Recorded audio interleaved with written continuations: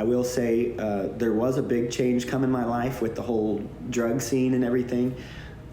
That's all another story. There's a lot of things I could say about that life.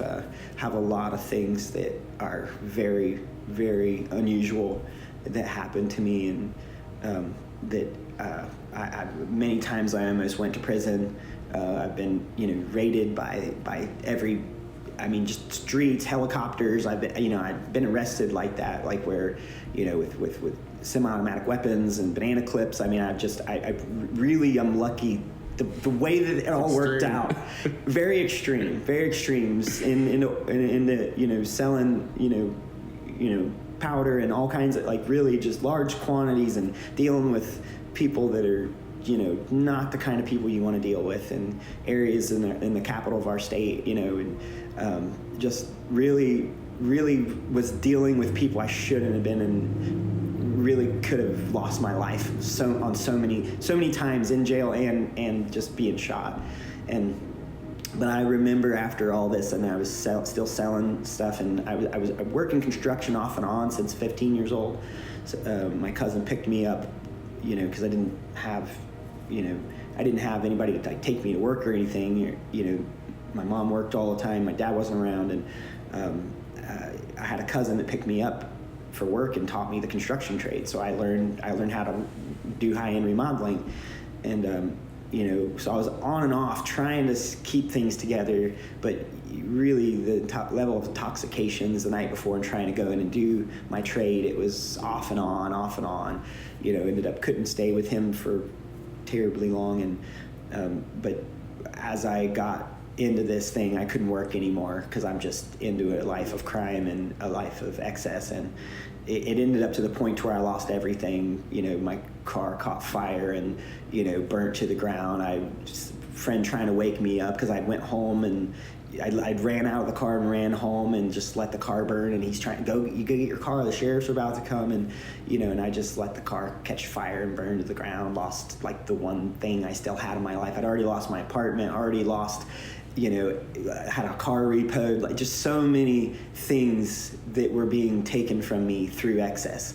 My life was crumbling around me. I had a little daughter. That daughter, with the drug dealers, the drug dealer's daughter, and just pretty much the worst place you could go to, to have a child, and this poor child, and at that point, it's just like the lifestyle that she was exposed to, and So you ended up having a child with the drug dealer's daughter. Mm-hmm. Is that the house that you would hang out at? Well, I hung out at a lot of houses. I slept on a lot of couches. I slept at people's houses, lots of hotels, lots of, we were in excess. So we had lots of people with us, we always had an entourage. When you have that kind of product with you in excess, you have a lot of people hanging out with you. So the money that was funding the partying and stuff like that, is that purely coming from, like, drugs and things like that, or is some of it coming from the construction that you... The construction started out really heavy, and I really learned that trade early on, 15, 16, 17, 18. I was working and partying a lot, but then about 18 is when I started really running too hard to work, and I couldn't work anymore. And so at that point, the drugs funded the excess lifestyle. So there was a period where you did not have an actual job? 18 to 21. I had no job except for selling powder.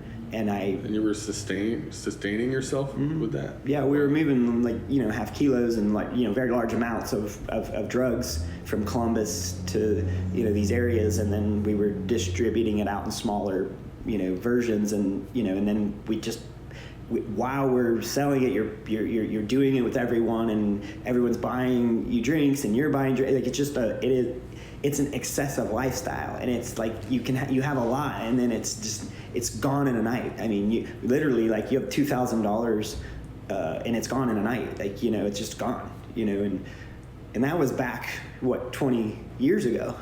That was a lot of money. And so like, that kind of lifestyle was I was sick of it. I was really just getting, like, tired. I'm like, I don't like this life anymore. Like, I just don't like it. I'm tired.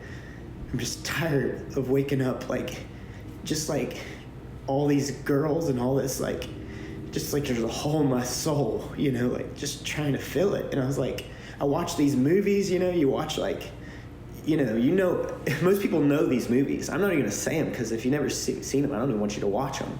Mm-hmm. But I mean, people know the movies. It lets you see that lifestyle in such a glorified manner. And I'm like, what? Nothing else is working out. Maybe this will work out. And then I just went all for it, and I felt so terrible. Well, it's kind of wild too, because like the lifestyle that you're describing is like, that's what a lot of people's dream is to achieve that lifestyle of excess and the things that you were doing and the things that are kind of advertised to us by these movies. It's exactly everything that you saw in the movies I was doing, all of it. Just figure it out. Like, if you saw it in the movies, that's what I was doing. You know, we breaking mirror, like, so much so I, like, when I remember just, like, we were in a car and I just jerked off the rearview mirror, just broke it off and put it in and just raking lines of cocaine out on it.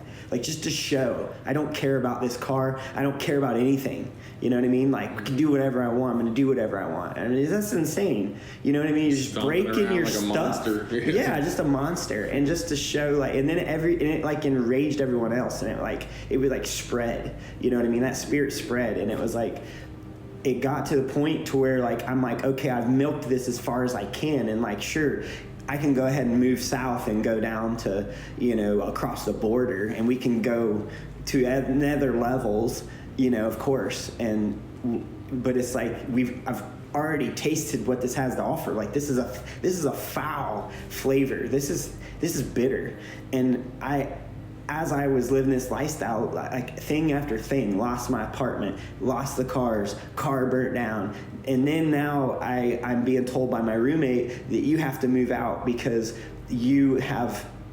he says you have an indictment from the sheriff's department, and you know, the guy that owned the house was my best friend's father. So the father owned the home, and we lived there together for like a year, and it was my house. And he I guess has ties into the sheriff's department somehow. He had friends there, and he said that we were all being served indictments, and he said, I want that Dwayne, get him out of my house, get him out of there. I don't want him there anymore. So he kicked me out in one day, like, you got to leave. And I'm like, I don't even have anywhere to go. So I've lost everything. I have nothing. Like, literally, even a car, like, girls are driving me around now, you know what I mean, to, like, get my stuff in Columbus. And, like, I'm losing everything.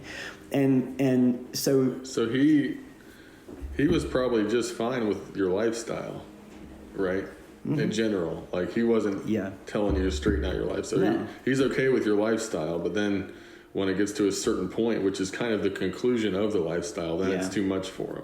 Yeah, they didn't stop doing what they were doing. They were still using. They still actually, the friend I'm talking about, he still is using meth to this day. You know, it was about that I was about to take the fall, basically, for the fun everybody was having. And they're like, off with you. Like, you know, there's no space for you here anymore. You're too excessive. The thing they loved about me now, they're kicking me out for. And so my other friend that I was hanging out with, he's actually the one that introduced me to, you know, the town that we're in right now. And he said, you can come live with me. He's like, you can just, you know, I have an upstairs that's empty. And so I lived with him, and, you know, and he's there with his wife, and he's running around on her, and they're just, one night he's banging, you know, her head against the wall, throwing her against the wall, and next night they're like loudly, passionately loving on one another. And it's just like, oh my gosh, this is terrible. It was like reminding me of my childhood, of like the chaos that was within our home. And I'm just waking up in the morning there, and I'm just like, I don't want to be here. I don't want to be here. I don't like this life. I don't like any of it. I just want rid of it. I was just like, I had nowhere to go. I didn't want the church, because I'm like, I don't want that religion. I don't want that lifestyle.